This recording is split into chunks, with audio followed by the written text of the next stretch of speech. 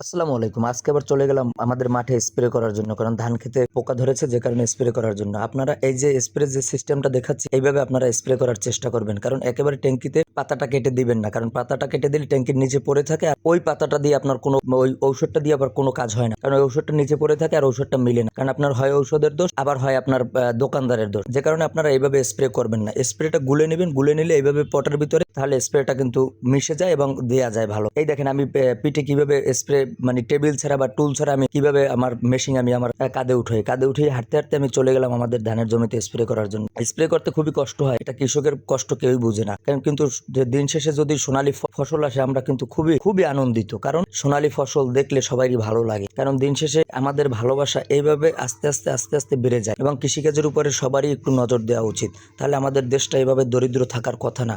আল্লাহর রহমতে আপনারা সবাই আমাদের জন্য দোয়া করবেন, যাতে আমরা এই জায়গা থেকে ভালো ফসল উৎপাদন করতে পারি এবং স্প্রেটা যেন ভালোভাবে দিতে পারি। স্প্রে করতেছি, আমি হাঁটতেছি আর স্প্রে করতেছি, এর ভিতরে আপনার পড়ে গেল হাতের যে স্প্রে মেশিনের এইটা। এখন তো খুঁজতেছি, কিছু পাইতেছিও না আর করতেও পারতেছি না। কারণ স্প্রে তো করতেই হবে, কারণ ঔষধ রেখে দেওয়া যাবে না। গুলে রেখে দিলে ওই ঔষধটা কাজ করে না, নষ্ট হয়ে যায়। যে কারণে ঔষধ গুইলে তারপরে রেখে দেওয়া যাবে না। এখন কি করা যায়?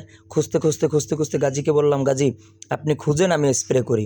ও তো খুঁজতে আছে, গাজীও পেল না আর আমিও পেলাম না। যাই হোক, যেটা গেছে সেটা চলেই গেছে। এখন আর কিছু করার নাই, ওটা নিয়ে হাই হুতাশ করার কিছু নাই। স্প্রে করতেছি। এখন যে মশা, পর্যাপ্ত পরিমাণে ক্ষেতের ভিতরে মশা, এই মশা যদি না মারা যায়, তাহলে আপনার মশায় যে কী সমস্যা করবে সেটা বলা খুব কঠিন। কারণ মশাই এখন বর্তমানে সবচেয়ে ধানের বেশি সমস্যা করে। এবার গাজী বলতেছে আমি ক্লান্ত হয়ে গেছি। গাজী বলতেছে যে আমার কাছে দেন, আমি স্প্রে করি।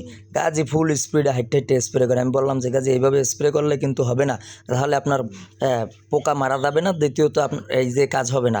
সে কারণে কিছু করার নাই। এই দেখেন, এই জায়গা দিয়ে কাদা দিয়ে পা টান্না উঠাইতে কত কষ্ট। আসলে একটা কৃষক কত কষ্ট করে। কারণ আমি স্প্রে করতে করতে ক্লান্ত হয়ে গেছি। ক্লান্ত হয়ে একটা গাছের নিচে বসে পড়লাম।